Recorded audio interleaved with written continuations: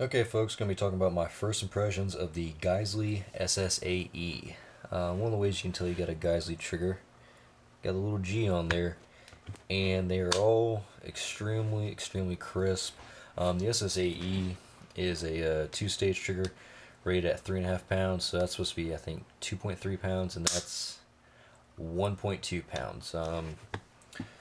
I was kind of skeptical about having a two-stage trigger. I've tried a Rock River Arms two-stage trigger at a shoot I was at last summer, and I hated it. Could not stand it. It completely screwed up my accuracy. I'm used to mil spec triggers, or the only real match triggers I've really messed around with beforehand were Timoneys, and I found one of these on a Texas Gun Trader for $199, so like $215 with tax. Figured, that's a pretty good deal. I've heard a lot of good things about Geissele, so why not take the plunge? One of the things I noticed with this, whenever you go ahead and reset the trigger, it takes you all the way to the first stage. This first stage is kind of different to me, but right here, whenever you let it go, it's a really crisp break. It's the type of break that you're going to feel with a high quality 1911, like a Colt Gold Cup, or one that's had trigger work to it, or the feeling of a really nice bolt action rifle. It's definitely a different feeling for me. But one of the reasons why I went with the SSA-E over trying to find an SSA or just getting their normal two-stage trigger is it's so light at 3.5 pounds.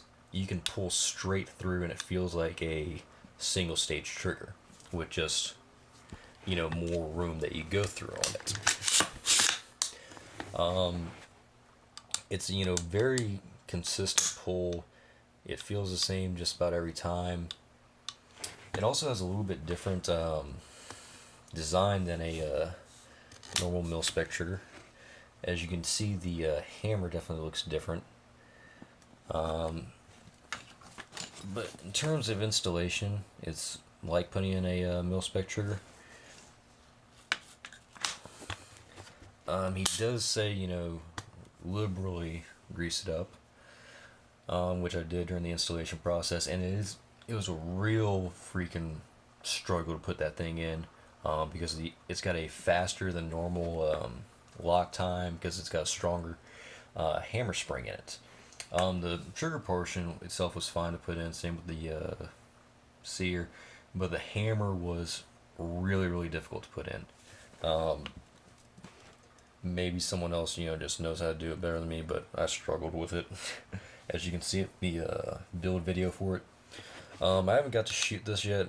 Same with the ALG, but I'm just kind of doing videos on my first impressions of them, and so far I like them.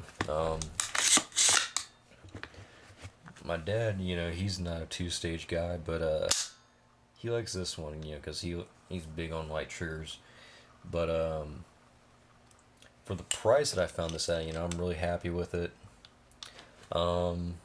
Eventually, whenever I get out to the ranch, go shoot it, because I definitely want to do some, see how fast I can run this trigger. So it's supposed to be one of their fastest triggers. I know their super dynamic 3-gun's really fast, but this one's supposed to be fast. Geissele says this is supposed to be one of their DMR type triggers, but I see a lot of guys in 3-gun use it. This is a standard trigger on the Colt 3-gun rifles, the CRP-18, and it's going to be interesting to see how this thing runs. So make sure you like, comment, subscribe. Appreciate it.